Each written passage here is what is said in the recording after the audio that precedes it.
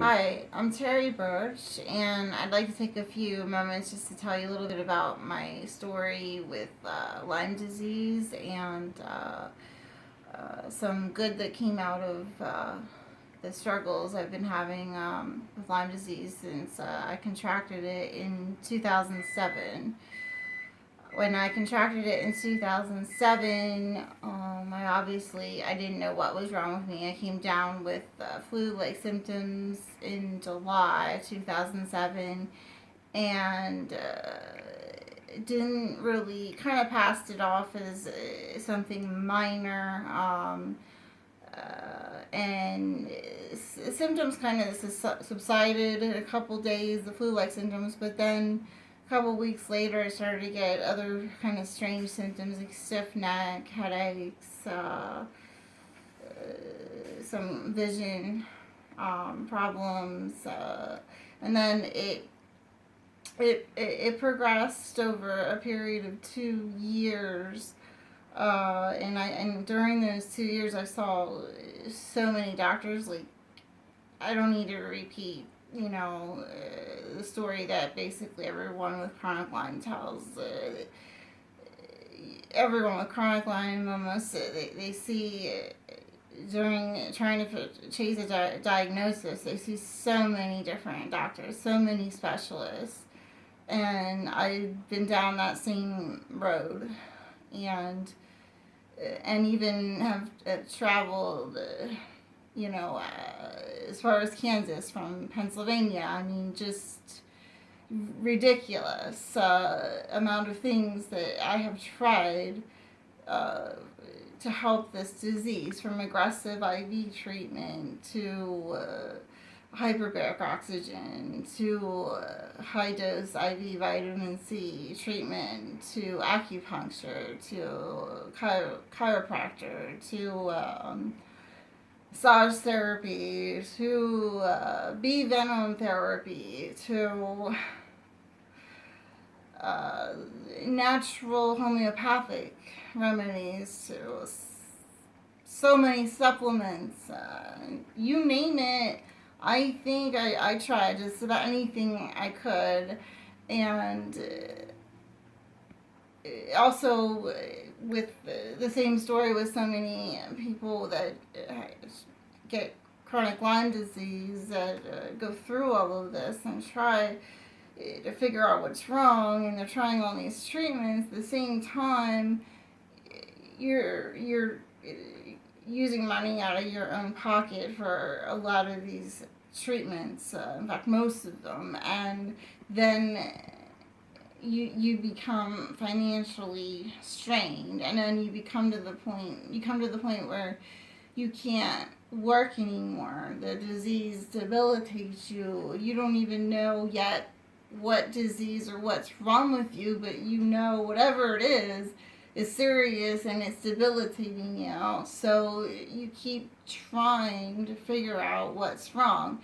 And with me, but obviously by the time I did, it had already been neurological, which means it a scan showed that it's in my brain, and basically it affects different parts of my brain. And some days can be better than others. It depends on, I don't know, different things that the brain is so complex. So while maybe I can still be an excellent writer, I may not like my speech. I have a hard time finding the right words to say. I slur my speech. So my speech is affected, but I still have writing skills. I can still write pretty well. So that just seems to be like different parts of the brain that are, depending on what parts of the brain are affected. And also the area with me with short-term memory is really affected. So basically, by the time I found out what was wrong, I and it was Lyme disease, I, went through the same thing I think everybody with Lyme disease goes through, oral antibiotics, well, doxycycline, that didn't work. And then you just go down the whole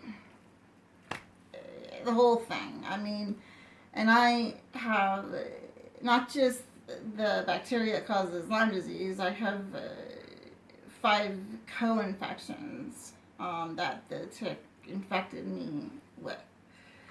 So the more co-infections a person has, the more difficult they are to treat, and they're much sicker typically than someone that only contracts the bacteria that causes Lyme disease. So basically what happened was I got to the point where I couldn't work anymore. And when I was working, I was working as a social worker, and I do have a master's degree in social work. I loved my job, loved it. I loved my life before this disease. Everything was going in the right direction, like it should have been for a 30-some-year-old, and then of course the disease just seemed to take it all away. So obviously I suffered with severe depression, and then came the neuropsychiatric issues that come along with Lyme disease, the mood disorders, the depression, the rage, crying spells, PTSD, you name it. I mean, once it affects your brain, it can cause so many neuropsychiatric issues that you can't control, and it's the worst thing in the world when you don't have control over your own body and mind. It is the absolute worst thing in the world. And then those around you that don't understand, especially those that are closest to you, that don't understand and don't even try to understand this, it puts the person into an even deeper state of depression. And that's what people need to understand. So, the good that came out of this, though, was I decided about 3 years ago to help other people with Lyme disease, and at the same time get back into doing what I love to do, social work. So I started a Facebook page called Social Service Connections for Lyme Disease. And what it does is it helps link people suffering from chronic Lyme disease with social service resources, which could be different community programs or government programs. And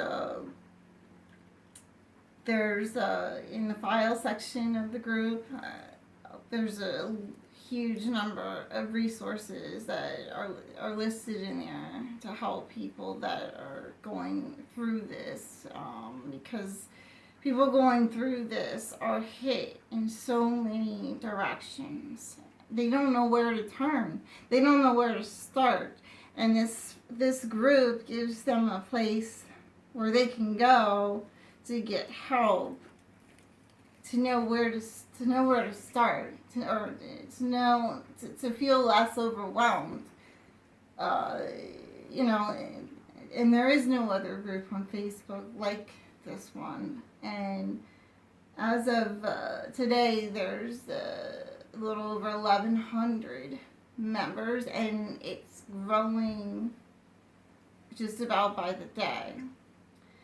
On one hand, it's sad to see so many people being afflicted with this disease, and the group growing because of people being afflicted with this disease.